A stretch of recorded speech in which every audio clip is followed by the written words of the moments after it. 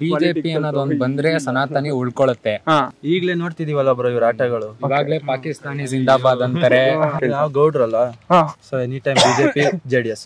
ಕಾಂಗ್ರೆಸ್ ಯಾಕೆ ಬರಬಾರ್ದು ಅಂದ್ರೆ ಅವ್ರಿಗೆ ಡೆವಲಪ್ಮೆಂಟ್ಸ್ ಅಂದ್ರೆ ಏನು ಅಂತಾನೆ ನಾಲೆಜೇ ಇಲ್ಲ, 0% ನಾಲೆಜ್. ತುಂಬಾ ಯೋಜನೆಗಳನ್ನ ಭರವಸೆ ಕೊಟ್ಬಿಟ್ಟು ಯಾಮರಿಸ್ತಾ ಇದಾರೆ ಅಂತ ಹೇಳ್ಬೋದು. ಒಂದ್ 50-60 ಇಯರ್ಸ್ ಇಂದ ಏನ್ ಪ್ರಿಪೇರ್ ಆಗಿ ಬೇಸ್ಮೆಂಟ್ ಬಂದಿತ್ತು ಆ ಬೇಸ್ಮೆಂಟ್ ಮೇಲೆ ನಿಂತ್ಕೊಂಡು ಬಾವುಟ ಆರಿಸಿದ್ದು ಅಷ್ಟೇ. ಮೋದಿದೇನಿಲ್ಲ ಅಲ್ಲಿ. ಮನಮೋಹನ್ ಸಿಂಗ್ ಇದ್ದಾಗ ಪ್ರೆಸ್ ಅಲ್ಲಿ ಏನೇ ಆದ್ರೂ ಡಿಬೇಟ್ ಮಾಡೋರು. ಬಟ್ ಈಗ ಅಟ್ ಪ್ರೆಸೆಂಟ್ ಇರೋ ನಮ್ಮ ಪ್ರೈಮ್ ಮಿನಿಸ್ಟರ್ ಆಲ್ಮೋಸ್ಟ್ 9.5 years ಆಗಕ್ ಬಂತು, ಒಂದೇ ಒಂದು ಪ್ರೆಸ್ ಕಾನ್ಫರೆನ್ಸ್ ಇಲ್ಲ ಅವರು. ಅದನ್ನೇ ಫೇಸ್ ಮಾಡಕ್ ಆಗದೆ ಇರೋರು ದೇಶನ ಹೆಂಗೆ ಕರೆಕ್ಟ್ ಆಗಿ ಆಳ್ತಾರೆ. ಮುಸ್ಲಿಮ್ಸ್ ಅಂತಾನೆ ಜಾಸ್ತಿ ಅವ್ರು ವೋಟ್ ಬ್ಯಾಂಕ್ ಇಂದಾನೆ ಓಡ್ಕೊಂಡು ಅವ್ರಿಗೆ ಜಾಸ್ತಿ ಸೌಲಭ್ಯ ಎಲ್ಲ ಕೊಟ್ಕೊಂಡು ಅವ್ರದೇ ಅಪ್ಪ ಮಕ್ಳು ರಾಜಕೀಯ ಆಗುತ್ತೆ. ಮತ್ತೆ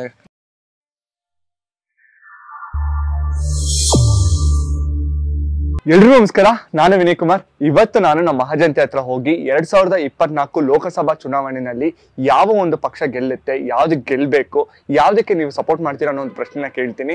ಸೊ ಈ ವಿಡಿಯೋನ ಪೂರ್ತಿಯಾಗಿ ನೋಡಿ. ಒಂದು ವಿಷಯನ ನಾನು ಕ್ಲಿಯರ್ ಮಾಡಬೇಕು.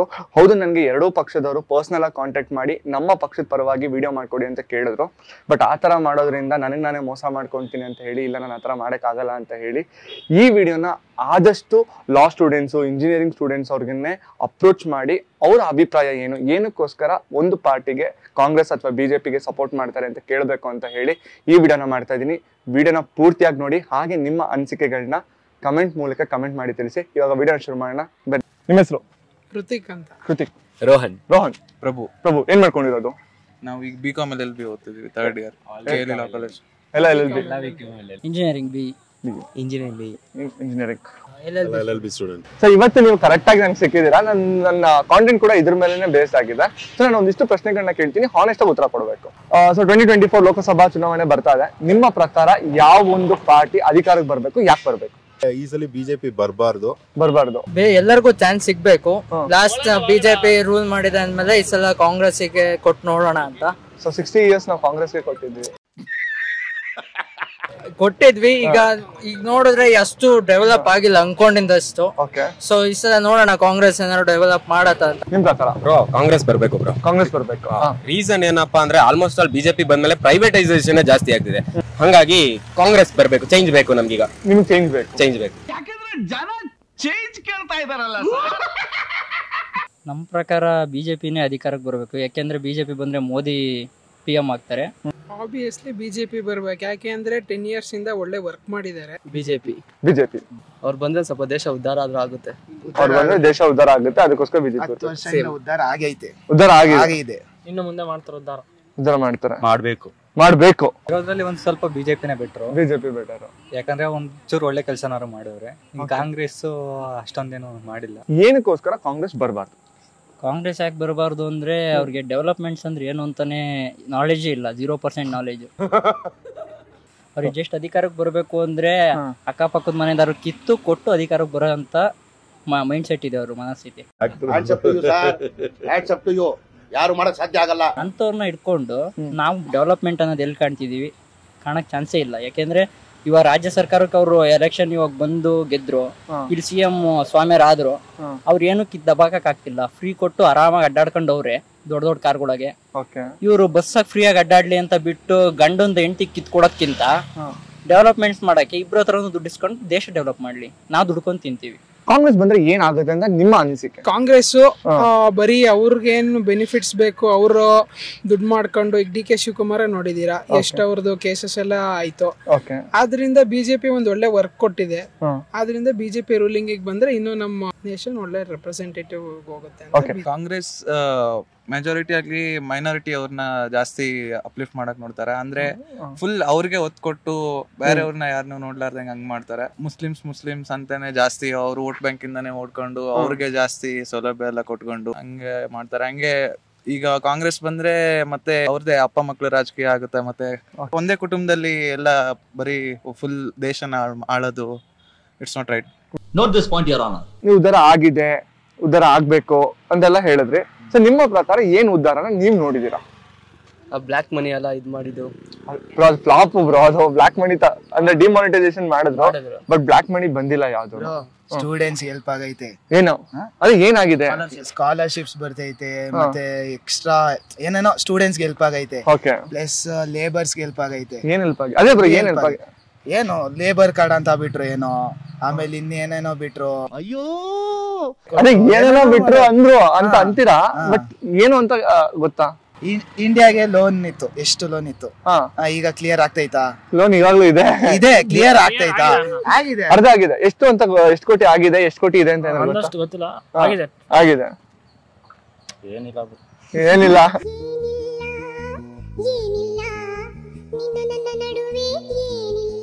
ಇವಾಗ ಯಾಕೆ ಚೇಂಜ್? ಆಲ್ವೇಸ್ ಬಿಜೆಪಿ ಅಷ್ಟೇ. ಸೊ ಏನಾಗುತ್ತೋ ಬಿಡುತ್ತೋ ಗೊತ್ತಿಲ್ಲ. ಒಂದಿಷ್ಟು ಜನ ಆಲ್ವೇಸ್ ಕಾಂಗ್ರೆಸ್, ನೀವು ಆಲ್ವೇಸ್ ಬಿಜೆಪಿ. ಓಕೆ, ಸೊ ನಾನು ಒಂದಿಷ್ಟು ಹೇಳ್ತೀನಿ ಅಂದ್ರೆ ಮೋದಿಜಿ ಏನ್ ಮಾಡಿದ್ರು ಅಂತ ಹೇಳಿ. ಅದ್ರ ಜೊತೆಗೆ ಮೋದಿಜಿ ಫೇಲ್ಯೂರ್ಸ್ ಕೂಡ ಒಂದಿಷ್ಟು ಹೇಳ್ತೀನಿ. ಯಾಕೆ ಗೊತ್ತಾ, ನಾವು ಒಬ್ರಿಗೆ ಸಪೋರ್ಟ್ ಮಾಡ್ತೀವಿ ಅಂತ ಅಂದ್ರೆ ಅವ್ರು ಏನ್ ಕೆಲಸ ಮಾಡಿದಾರೆ ಅನ್ನೋದು ಫಸ್ಟ್ ತಿಳ್ಕೊಬೇಕು. ಈಗ ನಾನೇ ಅಲ್ಲ, ನಾಳೆ ದಿನ ಯಾರೋ ಒಬ್ರು ಬಂದ್ಬಿಟ್ಟು ಏನಕ್ಕೆ ನೀನ್ ಮೋದಿಗೆ ವೋಟ್ ಹಾಕ್ತಾ ಇದೆಯಾ, ಮೋದಿ ಗೆದ್ರೆ ಏನಾಗುತ್ತೆ ಅಂತ ಕೇಳಿದ್ರೆ ಹೇಳಂಗಿರ್ಬೇಕು.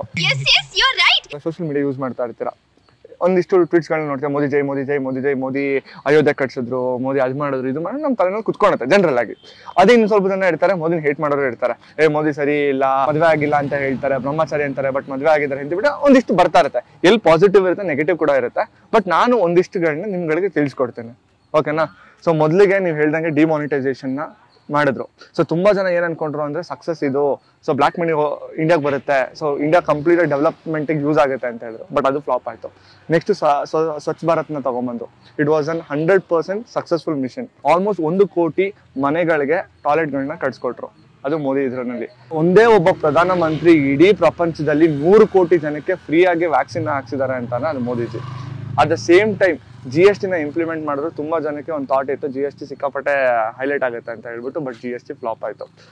ನೆಕ್ಸ್ಟ್ ಮೋದಿನಲ್ಲಿ ಬಂದ್ರೆ ಆರೋಗ್ಯ ಕಾರ್ಡ್ ಅಂತ ಹೇಳಿದ್ರು. ಸ್ಟಾರ್ಟ್ಅಪ್ ಗಳಿಗೆ 10 ಲಕ್ಷವರೆಗೂ ಸಬ್ಸಿಡಿ ತರ 3 ಲಕ್ಷ ಸಬ್ಸಿಡಿ ಸಿಗುತ್ತೆ, ಮತ್ತೆ ಲೋನ್ಗಳನ್ನ ಸ್ಟಾರ್ಟ್ಅಪ್ ಕೊಡ್ತೀನಿ ಅಂತ ಹೇಳಿದ್ರು.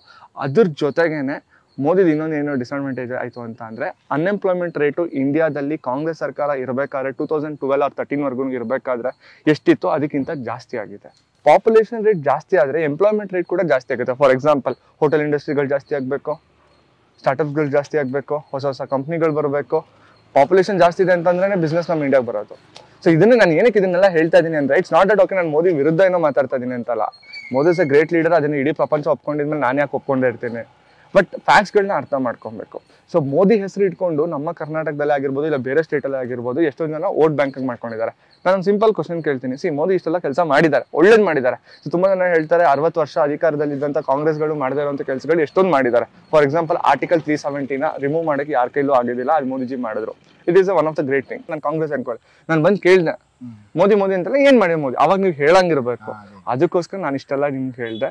ದಯವಿಟ್ಟು ಯಾರೇ ಆಗ್ಲಿ ಈ ಕಾಂಗ್ರೆಸ್ ಅವ್ರನ್ನ ವೋಟ್ ಹಾಕಲ್ಲ ಅಂದ್ರೆ ಏನಕ್ಕೋಸ್ಕರ ವೋಟ್ ಹಾಕಲ್ಲ ಅನ್ನೋ ರೀಸನ್ ಕೂಡ ನಿಮ್ಮ ಹತ್ರ ಇರಬೇಕು. ಓಕೆ, 60 years ವರ್ಗು ಅವ್ರು ಮಾಡಿದ್ದಾರೆ, ಏನ್ ಮಾಡಿದ್ರು ಏನ್ ಮಾಡಿಲ್ಲ. ಮೋದಿ 10 years ಅಲ್ಲಿ ಏನ್ ಮಾಡಿದ್ರು ಏನ್ ಮಾಡಿಲ್ಲ, ಅದೆಲ್ಲ ನೀವು ಇಟ್ಕೊಬೇಕು. ಅವಾಗ ನೀವು ಹೇಳೋದ್ರಲ್ಲಿ ಒಂದು ವ್ಯಾಲಿಡ್ ಇರುತ್ತೆ. ಸೊ ಅದಕ್ಕೋಸ್ಕರ ರೇಸ್ ಮಾಡಿದೆ. ಸೊ ನಾನು ಇವ್ರಿಗೆ ವೋಟ್ ಹಾಕಿ ಅವ್ರಿಗೆ ವೋಟ್ ಹಾಕಿ ಅಂತ ಯಾವತ್ತೂ ಹೇಳಲ್ಲ, ಅದು ನಿಮ್ಮ ಹಕ್ಕು. ಬಟ್ ದಯವಿಟ್ಟು ಅದನ್ನ ಮಾರ್ಕೊಂಬೇಡಿ. ಬ್ರೋ ತುಂಬಾ ಜನ ಮಾತಾಡಿದೆ, ಹಾನೆಸ್ಟ್ ಆಗಿ ಹೇಳ್ತೀನಿ, ಬಿಜೆಪಿ ಬರಬೇಕು, ಕಾಂಗ್ರೆಸ್ ಬೇಡ ಅಂತ. ಕಾಂಗ್ರೆಸ್ ಏನಂತ ಮಾಡಿದೆ? ಏನು ಮಾಡಿಲ್ವಲ್ಲ. ಓಕೆ, ಏನು ಮಸ್ತ್ ರೇ ಮಸ್ತ್, ಫ್ಯಾಂಟಾಸ್ಟಿಕ್.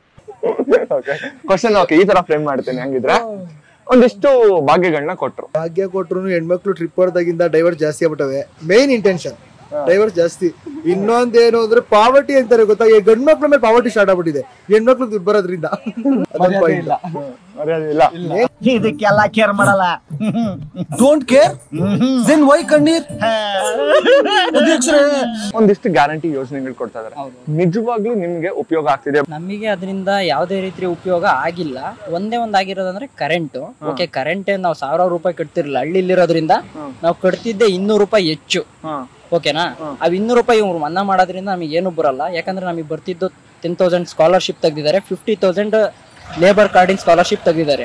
ನಮಗೆ 60,000 ಒಂದ್ ವರ್ಷಕ್ಕೆ ಇವ್ರು ಲಾಸ್ ಮಾಡ್ಬಿಟ್ಟು ಜಸ್ಟ್ 200 ರೂಪಾಯಿ ತಿಂಗಳಿಗೆ ಕಟ್ತಿರೋ ಕರೆಂಟ್ ನ ಮನ್ನಾ ಮಾಡೋ ಅವಶ್ಯಕತೆ ಇರ್ಲಿಲ್ಲ. ನಮಗೆ ಅದರಿಂದ ಉಪಯೋಗನೂ ಆಗ್ತಿಲ್ಲ. ಉಪಯೋಗ ಆಗ್ತಲ್ಲ. ತುಂಬಾ ಯೋಜನೆಗಳನ್ನ ಭರವಸೆ ಕೊಟ್ಬಿಟ್ಟು ಯಾಮರಿಸ್ತಾ ಇದಾರೆ ಅಂತ ಹೇಳ್ಬೋದು. ಯಾಕಂದ್ರೆ ಈಗ ವಿದ್ಯುತ್ ಫ್ರೀ ಅಂತ ಹೇಳ್ತಿದ್ದಾರೆ.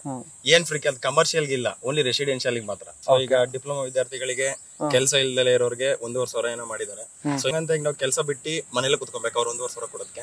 ಅಲ್ಲ, ಎಲ್ಲೂ ಕೂಡ ಕಾಂಗ್ರೆಸ್ ಮೆನ್ಷನ್ ಮಾಡಿಲ್ಲ ನೀವು 2 ವರ್ಷಗಳ ಕಾಲ ಏನು ಮಾಡಿದ್ರೆ ಮನೆ ಕುತ್ಕೊಳ್ಳಿ, ಅಲ್ಲ ಕುತ್ಕೊಳ್ಳಿ ಅಂತ ಹೇಳಿದ್ರೆ 2 ವರ್ಷಗಳ ಕಾಲ ನಾವು 2 ಇಯರ್ಸ್ ವರೆಗೂ ನಾವು ದುಡ್ಡು ಕೊಡ್ತೀವಿ ಅಂತ ಹೇಳಿದಾರೆ. ಬಟ್ ಕಾಂಗ್ರೆಸ್ ಸರ್ಕಾರ ಏನಾಗಿದೆ ಅಂತಂದ್ರೆ, ಇವಾಗ ಫಾರ್ ಎಕ್ಸಾಂಪಲ್ ನೀವು ಎಫರ್ಟ್ಸ್ ಹಾಕ್ಬಿಟ್ಟು ಹೋಗಿ ಇಂಟರ್ವ್ಯೂಗಳನ್ನ ಕೊಡ್ತಾ ಇರ್ತಾರೆ. ಈಗ ನನ್ನ ಫ್ರೆಂಡ್ಸ್ ತುಂಬಾ ಜನ ಇದಾರೆ, ಇಂಜಿನಿಯರಿಂಗ್ ಮುಗಿಸಿರೋದಿದ್ದಾರೆ, ಡಿಪ್ಲೊಮಾ ಮುಗಿಸಿರೋದಿದ್ದಾರೆ, ಹೋಗಿ ಕೆಲಸನ ಟ್ರೈ ಮಾಡ್ತಾ ಇರ್ತಾರೆ. ಆ ಟೈಮಲ್ಲಿ ಅವ್ರಿಗೇನು ಕೆಲಸ ಸಿಗ್ತಾ ಇರಲ್ಲ ಹಂಗಂತ ಹೇಳಿ ಅವ್ರದ್ದು ಕೂಡ ತಪ್ಪಲ್ಲ. ಅವಾಗ ಅಟ್ಲೀಸ್ಟ್ ಹೋಗಿ ಎಲ್ಲಾದ್ರೂ ಹೋಗಿ ಕೆಲಸಕ್ಕೆ, ಈಗ ಇಂಟರ್ವ್ಯೂಗೆ ಹೋಗ್ಬೇಕಾದ್ರೆ ಬಸ್ ಚಾರ್ಜ್ ಆಗಿರ್ಬೋದು, ಇಲ್ಲ ಏನೋ ಒಂದು ಚಾರ್ಜಸ್ ಗಳು ಇದ್ದೇ ಇರುತ್ತೆ. ಫೋನ್ ರೀಚಾರ್ಜ್ ಮಾಡ್ಕೊಂಡು, ಕರೆನ್ಸಿ ಹಾಕ್ಸ್ಕೊಂಡು, ಇಂಟರ್ನೆಟ್ ಹಾಕ್ಸ್ಕೊಂಡು ಎಲ್ಲಿ ಕೆಲಸ ಇದೆ ಅಂತ ಹುಡುಕಕ್ಕಾದ್ರೂ ಒಂದು ಹೆಲ್ಪ್ ಆಗುತ್ತೆ. ಮನೆಯವ್ರ ಮೇಲೆ ಭಾರ ಆಗೋದು ಬೇಡ. ಇಷ್ಟು ವರ್ಷ ಓದಿಸಿದಾರೆ ಅನ್ನಂತೆ ಗೌರ್ಮೆಂಟ್ ಕಾಸು ಕೊಡ್ತಾರೆ, ತಪ್ಪು ಅಂತ ಹೇಳ್ತಲ್ಲ. ಆದ್ರೆ ಅದ್ರ ಜೊತೆಗೆ ನೀವು ಕಾಸು ಕೊಡ್ತಾ ಇರೋದ್ರ ಬಗ್ಗೆ ಎಷ್ಟು ಗಮನ ವಹಿಸಿದಿರೋ, ಯುವಕರಿಗೆ ಕೆಲಸ ಸಿಗೋದ್ರ ಬಗ್ಗೆನೂ ಅಷ್ಟೇ ತಲೆ ಕೆಡಿಸ್ಕೋಬೇಕು. ಬರೀ ದುಡ್ಡು ಕೊಟ್ಬಿಟ್ರೆ ನಿಜವಾಗ್ಲೂ ಪ್ರಾಬ್ಲಮ್ ಸಾಲ್ವ್ ಆಗಲ್ಲ, ಪ್ರಾಬ್ಲಮ್ ಅಲ್ಲಿಂದ ಸ್ಟಾರ್ಟ್ ಆಗುತ್ತೆ. ಅದ್ರ ಬಗ್ಗೆ ಕೂಡ ಸರ್ಕಾರ ಸ್ವಲ್ಪ ಎಚ್ಚೆತ್ಕೊಳ್ಬೇಕು. Congress government employment opportunity create ಮಾಡಿ ಕೊಟ್ಟಿದ್ಯೋ ಕೊಟ್ಟಿಲ್ವೋ ನನಗೆ ಗೊತ್ತಿಲ್ಲ. ನಾಳೆ ನನ್ನ ಮಗ ಮರ್ಸಿಡೀಸ್ ಬೆಂಜಲ್ ಓಡಾಡೋದಕ್ಕೆ ನಾನ್ ಇವತ್ ಸೈಕಲ್ ಅಲ್ಲಿ ಓಡಾಡು ಅಂತಂದ್ರೆ ಇದು ಯಾವ ನ್ಯಾಯ? ಕರೆಕ್ಟ್. ನಾಳೆ ನೀನು ಆಪರ್ಚುನಿಟಿ ಕ್ರಿಯೇಟ್ ಮಾಡಿ ನನ್ನ ಮಗನ್ನ ನೀನು ಸಕ್ಕದಾಗಿರ್ತೀಯಪ್ಪ, India will become number 1 in economic ಅಂತ ಅನ್ಬಿಟ್ಟು ಹೇಳಿದ್ರೆ, ಇವತ್ತು ನಾವು ಮುದ್ದೆ ಸಾರು ತಿನ್ಕೊಂಡು ಇಲ್ಲಿ ಒದ್ದಾಡ್ಕೊಂಡು ಸೈಕಲ್ ಅಲ್ಲಿ ಓಡಾಡಿದ್ರೆ ಏನ್ ಯೂಸು? ಅದನ್ನ ಅಟ್ಲೀಸ್ಟ್ ಕಾಂಗ್ರೆಸ್ ಅದನ್ನ ಆ ಬರ್ಡನ್ ನ ಕಮ್ಮಿ ಮಾಡ್ತಾ ಇದಾರೆ. ಇವತ್ತಿಗೆ ನಿನ್ಗೆ ಅಟ್ಲೀಸ್ಟ್ ಓಕೆ ನಿನ್ಗೇನ್ ಬೇಕೋ ಅದನ್ನ ಮಾಡ್ತಾ ಇದಾರೆ. ಬಿಜೆಪಿ ಅದನ್ನ ಮಾಡ್ತಾ ಇಲ್ಲ. 1,500 ರೂಪಾಯಿ ಕೊಡ್ತಾ ಇದಾರೆ ಅನ್ಎಂಪ್ಲಾಯ್ಡ್ಗೆ. ಅದ್ ಎಲ್ಲೋ ಏನಕ್ಕೋ ಸಪೋರ್ಟ್ ಆಗ್ಲಿ, ಅದು ಅಟ್ಲೀಸ್ಟ್ ಕೊಡ್ತಾ ಇದಾರೆ ಅದನ್ನ. ಈ ಬಿಜೆಪಿ ಅವ್ರು ಏನೇನೋ ಅಮೆಂಡ್ಮೆಂಟ್ ಗಳು ಮಾಡಿ ಯಾವ್ದಾವ್ದೋ ಆಕ್ಟ್ ಅಲ್ಲಿ ಎಷ್ಟೆಷ್ಟೋ ರೂಪಾಯಿ ಕೊಡ್ತಾ ಇದಾರೆ, ಅದ್ ಯಾರಿಗೆ ತಲುಪ್ತಾ ಇದೆ ಅಂತ ನಮ್ಗಂತೂ ಗೊತ್ತಾಗ್ತಾ ಇಲ್ಲ. 2 ವರ್ಷವರೆಗೂ ಕೊಡ್ತಾರೆ, ಅದಾದ್ಮೇಲೆ ಅವರು ಕೊಡಲ್ಲ. ಕರೆಕ್ಟ್. ಅವ್ರು ಕೊಡ್ಲಿ, ಕೊಡೋದ್ ಬೇಡ ಅಂತ ಅಂದಿಲ್ಲ. ಅದ್ರ ಜೊತೆಗೆ ಎಂಪ್ಲಾಯ್ಮೆಂಟ್ ಆಪರ್ಚುನಿಟಿ ಕ್ರಿಯೇಟ್ ಮಾಡಕ್ಕೆ ಏನ್ ವರ್ಕ್ ಮಾಡ್ತಾ ಇದಾರೆ? Questionable first thing. Second thing ಬಂದ್ಬಿಟ್ಟು, ಇಟ್ಸ್ ನಾಟ್ ಲೈಕ್ ಓಕೆ ನಾನು ನಿಮ್ಗೆ ಏನೋ ಒಂದಿಷ್ಟು ಕ್ವಶನ್ ಕೇಳ್ತೀನಿ. ಆಸ್ ಅ ಸಿಟಿಸನ್ ನಾವಿಬ್ರು ಒಂದು ಕಾನ್ವರ್ಸೇಷನ್ ಮಾಡ್ತಾ ಇದ್ದೀವಿ. ಸೊ ಯಾವ್ದೇ ಪೊಲಿಟಿಷಿಯನ್ ಇದ್ರು ಅವ್ರ ಅಜೆಂಡಾ ಏನು, ಎಂಡ್ ಆಫ್ ದ ಡೇ ನಾವು ಪಬ್ಲಿಕ್ ಸರ್ವ್ ಮಾಡ್ಬೇಕು ಅಂತ ಹೇಳಿ. ಸೊ ಎಷ್ಟು ಜನ ಪೊಲಿಟಿಷಿಯನ್ಸ್ ಇದಕ್ಕೆ ಜಸ್ಟಿಸ್ ಮಾಡಿದಾರೆ ಅನ್ನೋದು ನನ್ನ question. None of the above ಯಾರು ಇಲ್ಲ. ಏನಕ್ಕೋಸ್ಕರ ಇದು ಕೇಳಿದೆ ಅಂತಂದ್ರೆ, either it's Congress or BJP politicians ಗಳು 1,000 ಕೋಟಿ ಆಸ್ತಿನ ಲೀಗಲ್ ಆಗಿ ತೋರ್ಸೋರಿದ್ದಾರೆ. ಅವ್ರ ಮೋಟೋ ಏನು ಫಸ್ಟ್ ಹೇಳ್ದಂಗೆ ಜನರಿಗೆ ಸರ್ವ್ ಮಾಡ್ಬೇಕು ಅಂತ. ಎಷ್ಟು ಜನ ಫ್ರೀ ಆಗಿ ಗವರ್ನಮೆಂಟ್ ಸ್ಕೂಲ್ಸ್ ಮಾಡಿದ್ದಾರೆ, ಎಷ್ಟು ಕಡೆ ಫ್ರೀ ಆಗಿ ಹಾಸ್ಪಿಟಲ್ಸ್ ನ ಕೊಟ್ಟಿದ್ದಾರೆ, ಎಷ್ಟು ಕಡೆ ಒಂದು ಊಟದ ಫೆಸಿಲಿಟಿಗಳನ್ನ ಕೊಟ್ಟಿದ್ದಾರೆ, ಎಲ್ಲಿ ಕೊಟ್ಟಿದ್ದಾರೆ? Zero. Why people are not rising their voice? People are trying to raise their voice. Trying ನಾನು ರೈಸ್ ಮಾಡ್ಬಿಟ್ಟಿದ್ದಾರೆ ಅಂತ ಹೇಳ್ತಾ ಇಲ್ಲ. People are trying to raise the voice, but proper platform ಇಲ್ಲ. For example what you are doing is it's really good. ಈಗ at least the shoot what we are doing it might reach many of the people which might become debatable. ಅವ್ರು ನನ್ನ ಬೈಬಹುದು, ಇಲ್ಲ ನನ್ನ appreciate ಮಾಡಬಹುದು. So ಹಂಗೆ platform is not there for people to raise their voice, because people are so occupied in their own world. ಅವ್ರ ಕೆಲಸ ಮಾಡ್ಬೇಕು, ಅವ್ರ ಮಕ್ಳು ನೋಡ್ಕೋಬೇಕು, ಅವ್ರ ಮನೆ ನೋಡ್ಕೋಬೇಕು. ಇದ್ರಲ್ಲ ಅಯ್ಯೋ ಅವ್ನ್ ಇನ್ನೇನ್ ತಲೆ ಕೆಡ್ಸ್ಕೊಳ್ಳೋ, ಇವ್ನ್ಗ್ ಹಾಕಿದ್ರು ಅದೇನೆ, ಅವ್ನ್ಗ್ ಹಾಕಿದ್ರು ಅದೇನೆ, ಹಾಳಾಗ್ ಹೋಗ್ಲಿ ಅನ್ನೋ ತರ ಆಗ್ಬಿಟ್ಟಿದೆ. ನನ್ಗೆ ನೀವು ಪರ್ಸನಲ್ ಆಗಿ ಹೇಳಕ್ ಬಂದ್ರೆ 5 ವರ್ಷ ಇವ್ರಿಗೆ ಕೊಡ್ಲೇಬಾರ್ದು. ಒಂದೇ ವರ್ಷದಲ್ಲಿ ಚೇಂಜ್ ಮಾಡ್ತೀನಿ ಅಂತ ಏನಾದ್ರು ಇಟ್ಬಿಟ್ರೆ ನಿನ್ನ, ಅವಾಗ ಮುಚ್ಕೊಂಡ್ ಕೆಲಸ ಮಾಡ್ತಾರೆ. Every one are corrupted. Congress choose ಮಾಡ್ತಾ ಇರೋದು ಮನಮೋಹನ್ ಸಿಂಗ್ ಇದ್ದಾಗ ಅವರು ಪ್ರತಿ ಏನೇ ಒಂದಾದ್ರೂ ಬಂದು ಪ್ರೆಸ್ ಅಲ್ಲಿ ಏನೇ ಆದ್ರೂ ಡಿಬೇಟ್ ಮಾಡೋರು. ಬಟ್ ಈಗ ಅಟ್ ಪ್ರೆಸೆಂಟ್ ಇರೋ ನಮ್ಮ prime minister 9 years, almost 9.5 years ಆಗಕ್ ಬಂತು, ಒಂದೇ ಒಂದು ಪ್ರೆಸ್ ಕಾನ್ಫರೆನ್ಸ್ ಇಲ್ಲ ಅವರು. ಅದನ್ನೇ ಫೇಸ್ ಮಾಡಕ್ ಆಗದೆ ಇರೋರು ದೇಶನ ಹೆಂಗೆ ಕರೆಕ್ಟ್ ಆಗಿ ಆಳ್ತಾರೆ? ನೀವು 9.5 years ಅಂತ ಹೇಳಿದ್ರಲ್ಲ, ನಿಮ್ ಪ್ರಕಾರ there is no like improvement or definitely ಇದೆ. ವರ್ಲ್ಡ್ ವೈಡ್ ನಮ್ಗೆ ರೆಕಗ್ನಿಷನ್ ಸಿಕ್ಕಿದೆ, ಬಟ್ ಅದನ್ನ ಯಾರು ಬೇಕಾದ್ರೂ ಅದು it is a part and parcel of his job. ಸರಿನಾ? ಏನು ಇಲ್ದಲೇ ಇರೋದನ್ನ ಕ್ರಿಯೇಟ್, ಅದು ಇರೋದದು. ನಾವು ಆಸ್ ಅ ಇಂಡಿಯಾ, ನಾನು ಡಿಪ್ಲೊಮ್ಯಾಟ್ ಆಗಿ ಹೋಗ್ತೀನಿ ಬೇರೆ ಕಂಟ್ರಿಗೆ, ಅವನ ಜೊತೆ ರಿಲೇಶನ್ಶಿಪ್ ಬೆಳೆಸ್ಕೊಂತೀನಿ ಅನ್ನೋದು that is not at all a biggest job. Congress government make this ಅಂತ ಹೇಳ್ತಾರೆ. ಸೂಪರ್ ಆಗಿ ಹೇಳಿದೆ. Probably they didn't do it. The reason is they were so much involved in preparing India for this situation. ಈ 10 ವರ್ಷ ಕಾಂಗ್ರೆಸ್ ಕೊಟ್ಟಿದ್ರೆ ಅವರು ಮಾಡಿರ್ತಾ ಇದ್ರು ಏನೋ ಗೊತ್ತಿಲ್ಲ. ಯಾಕಂದ್ರೆ ದಿಸ್ 10 years ಇಸ್ ಸಮಥಿಂಗ್. ಒಂದ್ 50-60 years ಇಂದ ಏನ್ ಪ್ರಿಪೇರ್ ಆಗಿ ಬೇಸ್ಮೆಂಟ್ ಬಂದಿತ್ತೋ, ಆ ಬೇಸ್ಮೆಂಟ್ ಮೇಲೆ ನಿಂತ್ಕೊಂಡು ಬಾವುಟ ಆರಿಸಿದ್ದು ಅಷ್ಟೇ ಮೋದಿ. ಸರಿನಾ? ಅದಾದ್ಮೇಲೆ ಅದಕ್ಕಿಂತ ಮುಂಚೆನೂ ಹೋಗ್ಬೋದಾಯ್ತಲ್ಲ. ಇಂಡಿಯಾ ಅಂದಿದ್ರೆ ಕರಿತಾನೆ ಇರಲಿಲ್ಲ, ಅಲ್ಲೆಲ್ಲೋ ನಿಂತ್ಕೊಳ್ಳೋ ಅಂತ ಇದ್ರು. When we started growing as largest economy ಅಥವಾ ಪಾಪ್ಯುಲೇಷನ್ ವೈಸ್ ಅಲ್ಲಿ ನಾವ್ ಯಾವಾಗ ಗ್ರೋ ಆಗಿ ಸ್ಟಾರ್ಟ್ ಆದ್ವಿ, ಚೈನಾ ಜೊತೆಗೆ ನಾವ್ ಯಾವಾಗ ಟಕ್ಕರ್ ತಗೊಳಕ್ ಸ್ಟಾರ್ಟ್ ಆದ್ವಿ, ಅವಾಗ ನೀನು ಬಾರೋ ಅಂತ ಕರೆಯಕ್ ಸ್ಟಾರ್ಟ್ ಮಾಡಿದ್ರು. That was the time. ಆ ಟೈಮಲ್ಲಿ ಮೋದಿ ಇದ್ದಿದ್ರು ಓಕೆ, ಇಲ್ಲ ನಮ್ಮ ಮಹೇಶ್ ಇದ್ದಿದ್ರು okay, it was the same. ಮೋದಿದೇನಿಲ್ಲ ಅಲ್ಲಿ ಪಾರ್ಟ್. ಆದ್ರೆ ದೇಶ ಅಂತ ಬಂದಾಗ ಬಿಜೆಪಿನೇ ಇರ್ಬೇಕು. ಅದು ಯಾಕೆ? ಬಿಜೆಪಿ ಅನ್ನೋದೊಂದು ಬಂದ್ರೆ ಸನಾತನಿ ಉಳ್ಕೊಳತ್ತೆ, ಇಲ್ಲ ಅಂದ್ರೆ ಈಗ್ಲೇ ನೋಡ್ತಿದೀವಲ್ಲ ಬ್ರೋ ಇವ್ರ ಆಟಗಳು. ಇವಾಗ್ಲೇ ಪಾಕಿಸ್ತಾನಿ ಜಿಂದಾಬಾದ್ ಅಂತಾರೆ, ಹಂಗಂತಾರೆ ಹಿಂಗಂತಾರೆ. ಸಪೋರ್ಟ್ ಬಿಜೆಪಿಗೆ ಬ್ರೋ. ಬಿಜೆಪಿಗೆ ಅದು ಏನಕ್ಕೆ ಬ್ರೋ?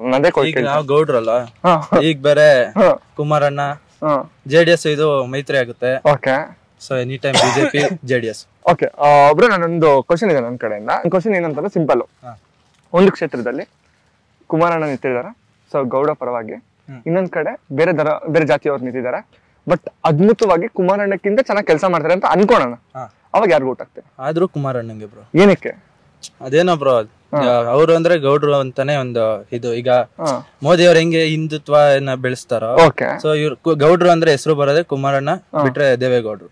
ಒಂದ್ ಕ್ವಶನ್, ಇವಾಗ ಒಬ್ಬ ಡಾಕ್ಟರ್ ಇರ್ತಾರೆ, ತುಂಬಾ ಒಳ್ಳೆ ಡಾಕ್ಟರ್, ಒಳ್ಳೆ ಕೆಲ್ಸಗಳು ಮಾಡ್ತಾ ಇರ್ತಾರೆ. ಅವ್ರ ಹತ್ರ ಹೋದ್ರೆ ನೀಟಾಗಿ ರಿಕವರ್ ಆಗ್ತಾರೆ. ಅವ್ರ ಮಗ ಒಬ್ಬ ಇರ್ತಾನೆ, ಸೊ ಅವ್ನೇನ್ ಡಾಕ್ಟರ್ ಓದಿರಲ್ಲ. ಸೊ ಹಂಗಂತ ಹೇಳಿ ಮಗನ ಹತ್ರ ಹೋಗಿ ಆಪರೇಷನ್ ಮಾಡಿಸ್ಕೊಂತೀರಾ? ಹಂಗ್ ಮಾಡಕ್ಕಾಗಲ್ಲ ಬ್ರೋ. ಯಾಕೆ? ಒಳ್ಳೆ ಡಾಕ್ಟರ್ ಅಲ್ಲ ಅವ್ರ ಮಗ. ಏನೇನೋ ಕುಯ್ದ್ಬಿಟ್ರ ಮೇಲೆ ಇವಾಗ ಪಾಯಿಂಟ್ ಬಂದ್ರಿ ನೀವು. ಸಿಂಪಲ್ ಅಲ್ಲ ಬ್ರೋ. ಇವಾಗ ಜಾತಿ ಅನ್ನೋದು ಪ್ರತಿಯೊಬ್ರು ಮನ್ಸಲ್ಲೂ ಇರುತ್ತೆ. ನಾವೆಲ್ಲ ಧರ್ಮ ಅಂತ ಬಂದಾಗ ಸನಾತನ ಧರ್ಮ ಸೇರ್ತೀವಿ. ಸೊ ನಮಗ್ ಬೇರೆ ಧರ್ಮ ಕೀಳು ಅಥವಾ ಮೇಲು ಅನ್ನೋದಿಲ್ಲ. ನಮ್ ಧರ್ಮ ನಾವ್ ಬಿಟ್ಕೊಡೋದು ಬೇಡ ಹಂಗಂತ ಹೇಳಿ ಇದನ್ನ ಪಾಲಿಟಿಕ್ಸ್ ಅಲ್ಲಿ ತಂದು ಒಳಗಡೆ ಮಾಡ್ಕೊಳ್ಳೋದು ಎಷ್ಟು ಮಟ್ಟಿಗೆ ಸರಿ ಅನ್ನೋದು ನನ್ನ ಪ್ರಶ್ನೆ ಆಗಿತ್ತು. ಏನಕ್ಕೆ ಅಂತ ಕೇಳಿದೆ ಅಂತ ಅಂದ್ರೆ ನಿಮ್ದಂತ ಅಲ್ಲ. ಇವಾಗ ಗೌಡ್ರು ಇಂತಾರೆ ಅಂತ ಹೇಳ್ಬಿಟ್ಟು ಈಗ ನಾನು ಕುಮಾರಣ್ಣ ಬಗ್ಗೆ ಹೇಳ್ತಾರೆ, ಜನರಲ್ ಆಗಿ ಹೇಳ್ತಾ ಇರೋದು. ಸೊ ಯಾರೋ ಒಬ್ಬ ನಿಂತಿರ್ತಾನೆ, ಅವ್ನು ನಮ್ ಜಾತಿಯವನು ಅಂತ ಓಟ್ ಹಾಕೋದು ಎಷ್ಟು ಮಟ್ಟಿಗೆ ಸರಿ? ಇಲ್ಲ ಅವ್ನು ನಮ್ ಧರ್ಮಕ್ಕೆ ಸೇರಿದವನು ಅಂತ ಓಟ್ ಹಾಕಿದ್ರೆ ಅವಾಗ ಬರೀ ನಮ್ ಮಾತ್ರ ನೋಡ್ಕೊಂತ ಇದೀವಿ, ಬಿಟ್ರೆ ನಮ್ಮ ಸ್ಟೇಟು ನಮ್ಮ ಕಂಟ್ರಿ ಅಂತ ನಾವು ನೋಡಲ್ಲ. ಸೊ ದಯವಿಟ್ಟು ಇದನ್ನೊಂದನ್ನ ಚೇಂಜ್ ಮಾಡ್ಕೊಳಕಾರ ಮಾಡಿ. ಯಾಕಂದ್ರೆ ನಾನು ಏನಕ್ಕೆ ಇದು ನಿಮ್ಗೆ ಹೇಳ್ದೆ ಅಂತಂದ್ರೆ, ಯೂತ್ಸು ಇದನ್ನ ತೆಗ್ದಾಕ್ಬಿಡ್ಬೇಕು. ಈಗ ನಿಮ್ ಫ್ಯಾಮಿಲಿಗೆ ಇಲ್ಲ ನಿಮ್ಮ ಅಪ್ಪ ಅಮ್ಮ ಹೋಗಿ ನೀವು ಇದನ್ನ ಹೇಳಿದ್ರೆ ತಲೆ ಮೇಲೆ ಹಾಕ್ಬಿಟ್ಟು ಹೋಗಿ ಹಾಕ ಅವ್ರಿಗೆ ಓಟೋ ಅಂತ ಹೇಳ್ತಾರೆ, ವ್ಯಾಲಿಡ್ ಅಲ್ಲ. ಸೊ ಅವ್ರಿಗೆ ಹೇಳಕ್ಕಾಗಲ್ಲ, ಬಟ್ ನಾವು ಚೇಂಜ್ ಆಗ್ಬೇಕು. ಸೊ ಇದು ಚೇಂಜ್ ಆಗ್ಬೇಕು. ನಮ್ಮ ದೇಶ ಬದಲಾಗುತ್ತೆ. 200% ಎಲ್ಲ ಸಾಕಾಗಲ್ಲ ಬ್ರೋ. 200% ಆಗಲ್ಲ. ಬದಲಾಗಬೇಕು ಅಂದ್ರೆ ಏನ್ ಮಾಡ್ಬೇಕು? ಫಾರ್ ಎಕ್ಸಾಂಪಲ್ PSA ಬರೀತಾರೆ, ಕೋಟಿ ಗಟ್ಲೆ ಡೀಲ್ ಮಾಡ್ತಾರೆ, ಕೋಟಿ ಕೊಟ್ಟವ್ನು ಕೋಟಿ ಸಂಪಾದನೆ ಮಾಡ್ಬೇಕಲ್ವಾ? ಅವ್ನು ಆ ರೂಟ್ ಹಿಡಿದಾನೆ ಅಷ್ಟೇನೆ, ಏನು ಇಲ್ಲ, ಚೇಂಜಸ್ ಇಲ್ಲ ಇದರಲ್ಲಿ. ಚೇಂಜಸ್ ಆಗ್ಬೇಕು ಅಂದ್ರೆ ಫುಲ್ ಸಿಸ್ಟಮೇ ಚೇಂಜ್ ಆಗ್ಬೇಕು. ಅದು ಚೇಂಜ್ ಆಗಲ್ಲ. ಸೊ ನಮ್ ಡೆವಲಪಿಂಗ್ ನೇಷನ್ ಡೆವಲಪಿಂಗ್ ಆಗೇ ಇರುತ್ತೆ, ಡೆವಲಪಿಂಗ್ ಆಗೇ ಇರುತ್ತೆ. ಡೆವಲಪ್ಡ್ ಅಂತ ಆಗಲ್ಲ. ಡೆವಲಪ್ಡ್ ಅಂತ ಆಗಲ್ಲ. ಯಾರಿಗೆ ಹೇಳೋಣ ನಮ್ಮ ಪ್ರಾಬ್ಲಮ್? ನೋಡಿದ್ರಲ್ಲ ನಮ್ ಜನ ಹೇಗೆಲ್ಲ ಉತ್ತರ ಕೊಟ್ರು ಅಂತ ಹೇಳಿ. ನಾನು ಇವ್ರಿಗೆ ಓಟ್ ಹಾಕಿ ಅವ್ರಿಗೆ ಓಟ್ ಹಾಕಿ ಅಂತ ಯಾವತ್ತೂ ಹೇಳಲ್ಲ, ಅದು ನಿಮ್ಮ ಹಕ್ಕು. ನನ್ನ ಕಡೆಯಿಂದ ಒಂದೇ ಒಂದು ರಿಕ್ವೆಸ್ಟ್, ದಯವಿಟ್ಟು ನಿಮ್ಮ ಮತಗಳನ್ನ ಮಾರ್ಕೋಬೇಡಿ. ಜಾತಿ ಧರ್ಮ ಅಂತ ನೋಡಿ ನಿಮ್ಮ ವೋಟ್ಗಳನ್ನ ದಯವಿಟ್ಟು ಹಾಕಕ್ ಹೋಗ್ಬೇಡಿ. ಯಾರು ನಿಜವಾಗ್ಲೂ ನಮ್ಮ ದೇಶಕ್ಕೆ ಒಳ್ಳೇದ್ ಮಾಡ್ತಾರೆ, ನಮಗ್ ಒಳ್ಳೇದ್ ಮಾಡ್ತಾರೆ, ನಿಮಗ್ ಒಳ್ಳೇದ್ ಮಾಡ್ತಾರೆ ಅನ್ನೋ ತಲೆನಲ್ಲಿ ಇಟ್ಕೊಂಡು ನಿಮ್ಮ ನಾಯಕರುಗಳನ್ನ ಆಯ್ಕೆ ಮಾಡಿ ಅಂತ ಹೇಳ್ತೀನಿ. ಹೋಪ್ ನಿಮ್ಗೆ ವಿಡಿಯೋ ಇಷ್ಟ ಆಯ್ತು ಅಂತ ಭಾವಿಸ್ತೀನಿ. ವಿಡಿಯೋ ಇಷ್ಟ ಆಗಿದ್ರೆ ಲೈಕ್ ಮಾಡಿ, ಹಾಗೆ ನಿಮ್ಮ ಅನಿಸಿಕೆಗಳನ್ನ ಕಮೆಂಟ್ ಮೂಲಕ ಕಮೆಂಟ್ ಮಾಡಿ ತಿಳಿಸಿ. ಇನ್ನೊಂದು ಇಂಟ್ರೆಸ್ಟಿಂಗ್ ವಿಡಿಯೋ ಜೊತೆ ಸಿಗ್ತೀನಿ. ಅಲ್ಲಿವರೆಗೂ ಮಿಸ್ ಮಾಡ್ಕೊಳ್ತಾರೆ.